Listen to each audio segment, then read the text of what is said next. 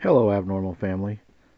Got another encounter for you, and I think you're going to really enjoy this one. I think it's a pretty good one. I enjoyed it, so we'll see what you all think.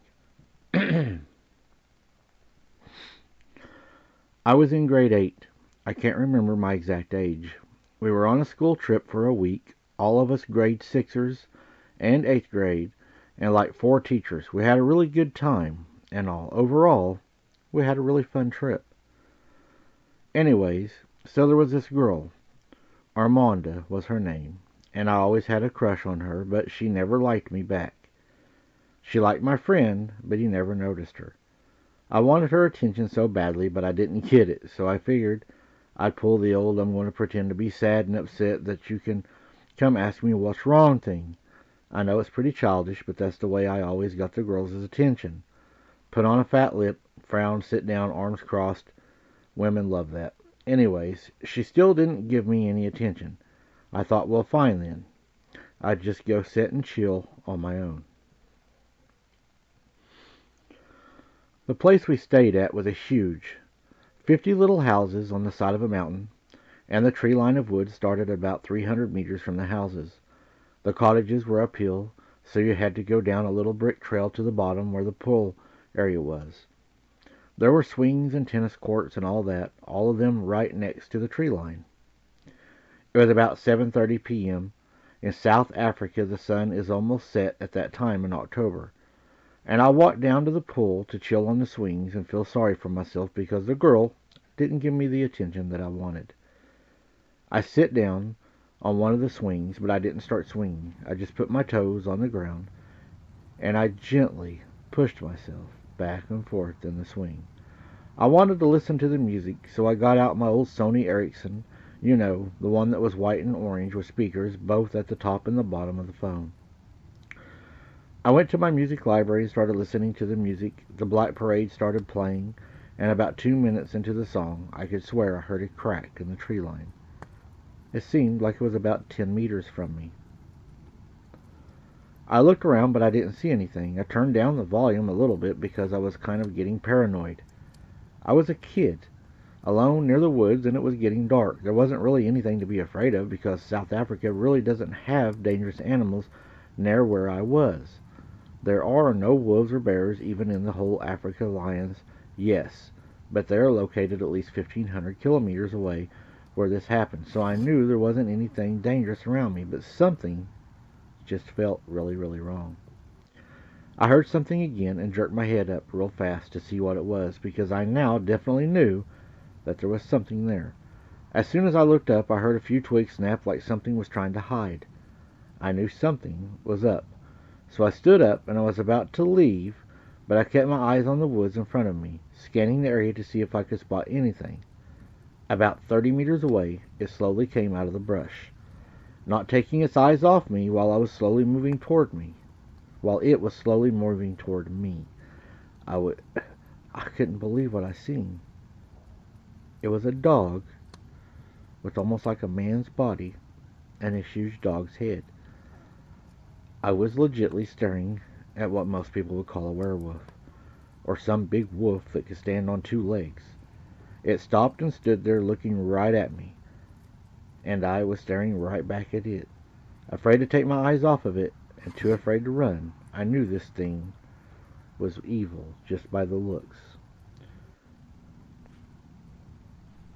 It wasn't as big as some sightings are. It was about 1.8 meters tall and not that muscular that people would describe them. The catch was that it was white as snow. White as snow. It didn't look very intimidating, but the longer I stared, the more frightened I became. It had dog-like legs, the knees bending backwards. It was covered in thick white fur all over. It had a fluffy tail, and it wasn't that long, but it was kind of arched upward. It had human-like arms that had hands with fingers on them. There were probably nails, but I didn't see them. It had the head and muzzle of a big wolf. Its super lip was curled up, and it had a lot of teeth. Very sharp teeth. It seemed somewhat careful, but it still felt like it wasn't afraid. I knew it was the prey, and it knew it too. Its eyes weren't yellow like I hear some people describe them. They were brown, just like a regular dog's eyes would be, or a coyote's. I didn't move a muscle. We stared at each other probably 2 minutes, and it moved slightly at first. Then it went back to all fours, turned its head toward the woods, turned around, and walked into the brush without looking back. I was scared shitless. I backed up, still facing the woods, and I didn't see it anywhere. I walked backwards slowly, because I had to get up the slope and I didn't want to fall down. I made it about 40 meters, and I saw it emerge from the woods on all fours, coming out into the open, fully on the grass, watching me. I froze again, and I stared at it, and I started to cry. I knew this was it for me. I was going to get torn to pieces by some wolf-like monster creature. Yet this thing stood up, looked at me, went down on all fours again, and turned around, only to walk back into the woods, disappearing. I ran to the houses and broke down in front of my little cottage house. Kids were asking what was wrong with me, and I told them I saw a monster by the woods. And they all laughed at me and said I was crazy, stupid, etc. After like 2 minutes, I actually realized what just happened, and I started crying really badly. The teacher came, asked what's wrong, and I told her. She told me I was a child and monsters don't exist. Only one child believed me. His name was Alex. He cried too, and you could see this kid was really terrified while sobbing. He told me he seen one before too, in the forest by his house. He says that he was outside playing whenever he seen one looking through the woods at him, and it scared him to death. Now 10 years later, when I see a person that was there, the trip, and they called me crazy, etc., as soon as I see them, I walked over to them and asked them if they thought that I was still crazy. He started crying. He apologized to me, shaking my hand and rubbing my back. He said, "I'm so sorry that I made fun of you so many years ago for seeing what you said was a dogman. We moved in a house near them woods, and the damn thing saw me. I was working in the shop one night. I heard something at the door as I had it open. It was a nice, calm night, had a little bit of a wind for a breeze. And when I turned and looked at the door, it was standing in the doorway. It screamed at me so loud that the napkins I was using to clean my hands fell off of the table. I fell to my knees. I cried. We moved. We'll never live close to those woods again." He apologized to me over and over. You know, I had a guy, Sky King, I done an interview with, and he saw a pure white one. There was a girl attacked in Oklahoma that said she saw one that had the bushy tail. So a lot of this falls in line with a lot of reports. So, yeah, I'm pretty sure that what you seen was a white one. I've seen kind of the whitish, grayish one. I described it as the color of ashes on a cigarette.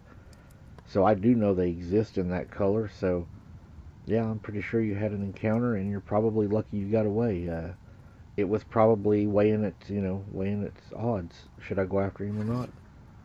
Thanks for watching, guys. Keep your head on a swivel. Don't be something's dinner. And we will see you on the next one.